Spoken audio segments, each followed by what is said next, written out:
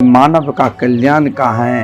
तो आदरणीय श्रीमान सुखदेव जी ने मानव का कल्याण श्रेष्ठ स्थान मात्र 3 ही जगह पर। तस्मात् भारत सर्वात्मा भगवान हरीश्वरो श्रोतव्य कीर्तितव्यस्य स्मर्तव्यस्य किताब है।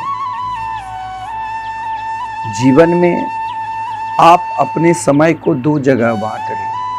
पहला समय जो हम अपना कल्याण चाहते हैं, हम स्वस्थ रहें, हर हमेशा मुस्कुराते रहें, तो हम मुक्ति की साधना की ओर चलते हैं।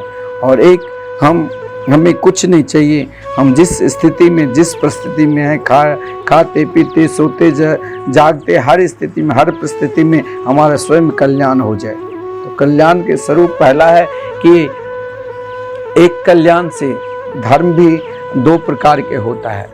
एक धर्म ऐसा जिस धर्म की उपासना करने से, जिस धर्म की साधना करने से आप सीधे स्वर्ग लोग जाओगे। एक धर्म ऐसा जिस धर्म की उपासना किया, उस धर्म में कहा गया है यद गत्वा न मन्यते तद धाम परमम मम न च पुनरावर्तते न च पुनरावर्तते।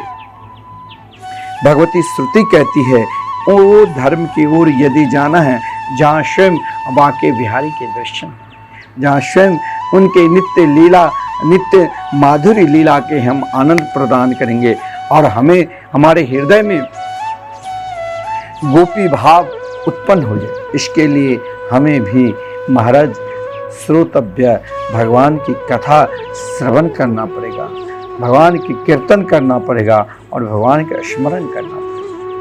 इन धर्म की उपासना करने से सीधे हम कहाँ पहुँच जाएंगे?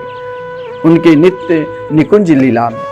बहुत लोग कहते हैं कि महाराज परीक्षित को 7वें दिन तक्षक काट कर खाया,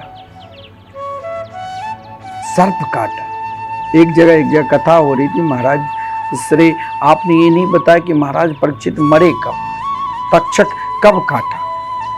बात में भी है कि महाराज परीक्षित को जिस समय श्राप लगे, महाराज परीक्षित सब कुछ त्याग कर, ममताज हो, अपने ममता आसक्ति को त्याग कर भगवान सुखदेव जी के शरण में। प्रथम स्कंद में भी जब अधिकार लीला के वर्णन है तो भगवान सुखदेव जी का आगमन हुई, महाराज परीक्षित सब कुछ त्याग कर गुरु के शरणागति आए। जब भगवान सुखदेव जी ने महाराज परीक्षित को दर्शन दिया तो महाराज एक व्यक्ति को, किसी को, आप बहुत बड़े धनवान हो, आपके पास धन की कमी नहीं है, कोई आपको डरा दे कि भाई आप आज के 7वें दिन मरोगे, व्यापार चल रहा है, आपको एक पल की फुर्सत नहीं है, तो आप क्या व्यापार करोगे?